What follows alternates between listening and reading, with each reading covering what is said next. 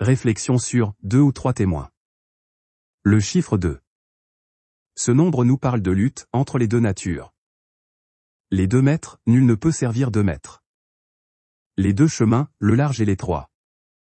Yehoshua envoya ses disciples 2 à 2, alors Yehoshua appela les 12, et commença à les envoyer 2 à 2, en leur donnant pouvoir sur les esprits impurs. Yehoshua leur dit encore, en vérité, je vous le dis, je suis la porte des brebis. Les 2 alliances, l'ancienne et la nouvelle. J'insiste que ces 2 alliances soient pour le peuple israélite. Voici, les jours viennent, dit le Tout-Puissant, où je ferai avec la maison d'Israël et la maison de Juda une alliance nouvelle, non comme l'alliance que je traitais avec leur père, le jour où je les saisis par la main pour les faire sortir du pays d'Égypte, alliance qu'ils ont violée, quoique je fusse leur maître, dit le Tout-Puissant. Mais voici l'alliance que je ferai avec la maison d'Israël, après ces jours-là, dit le Créateur, je mettrai ma loi au-dedans d'eux, je l'écrirai dans leur cœur, je serai leur Très-Haut, et ils seront mon peuple. Celui-ci n'enseignera plus son prochain, ni celui-là son frère, en disant, connaissez le Créateur, le Tout-Puissant.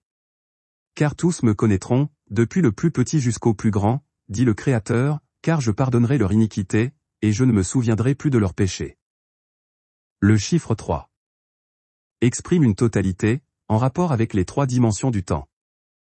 1. Le passé. 2. Le présent. 3. Le futur. Dans la Bible, dire 3 équivaut à dire la totalité ou toujours. Les 3 reniements de Pierre symbolisent toutes les fois où Pierre a été infidèle à son maître.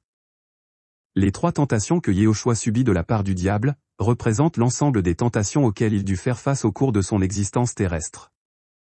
Et quand dans l'Ancienne Alliance le Tout-Puissant est appelé, le 3 fois Saint, c'est pour signifier que le Créateur possède la plénitude de la sainteté.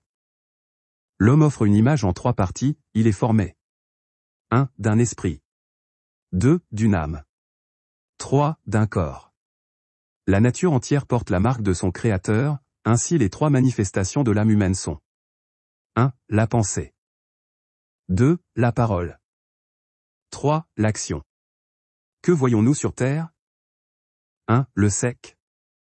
2. La mer. 3. L'atmosphère. Il y a 3 règnes sur terre. 1. Minéral. 2. Végétal. 3. Animal. La famille est fondée sur le principe. 1. Le père. 2. La mère. 3. Les enfants. L'électricité se présente sous les 3 formes suivantes. 1. La chaleur, image du Tout-Puissant, d'où tout émane, Créateur et miséricordieux. 2. La lumière, image du Fils du Créateur qui a dit. Je suis la lumière du monde. 3. La force, l'image de l'Esprit du Créateur. La parole du Tout-Puissant nous parle de 3 ascensions au ciel. 1. Enoch. 2. Élie. 3. Yehoshua. Voici quelques citations de la parole. Chiffre du témoignage suffisant, juridiquement, celui qui mérite la mort sera exécuté sur la déposition de 2 ou de 3 témoins, il ne sera pas mis à mort sur la déposition d'un seul témoin. Un seul témoin ne suffira pas contre un homme pour constater un crime ou un péché, quel qu'il soit, un fait ne pourra s'établir que sur la déposition de 2 ou de 3 témoins. Le Tout-Puissant a dit qu'il ne jugerait pas les hommes, mais qu'ils se jugeraient entre eux. Et c'est à lui, Abel, qu'il a donné le pouvoir de juger les hommes, jusqu'au jugement dernier. Ensuite, le Fils du Tout-Puissant jugera parfaitement, définitivement et pour toujours, et aucun autre ne pourra juger. Parce que les hommes descendent d'Adam, ils doivent d'abord être jugés par un fils d'Adam, mais à la seconde résurrection, ils seront tous jugés par les 12 patriarches, et à la 3e résurrection, c'est notre Tout-Puissant et Créateur qui les jugera.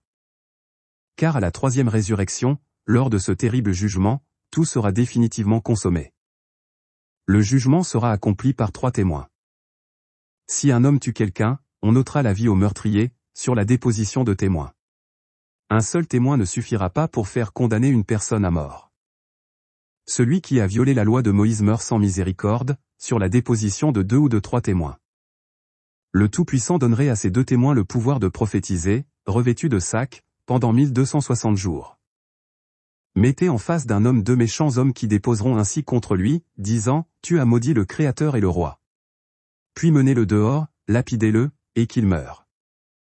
Je finis ainsi. Car là où 2 ou 3 sont assemblés au nom du Christ, Yehoshua est au milieu d'eux.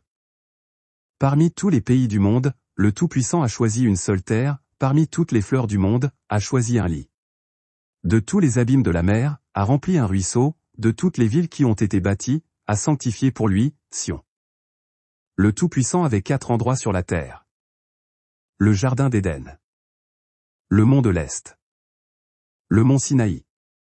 Le mont Sion, qui sera consacré dans la nouvelle création pour une sanctification sur la terre par laquelle la terre sera absoute de toute sa faute et de son impureté à travers les générations du monde. Le Créateur, le Très-Haut, le Tout-Puissant d'éternité viendra sur terre, marcher sur le mont Sinaï. Il apparaîtra au milieu de son camp. Il apparaîtra dans toute sa puissance depuis les plus hauts cieux.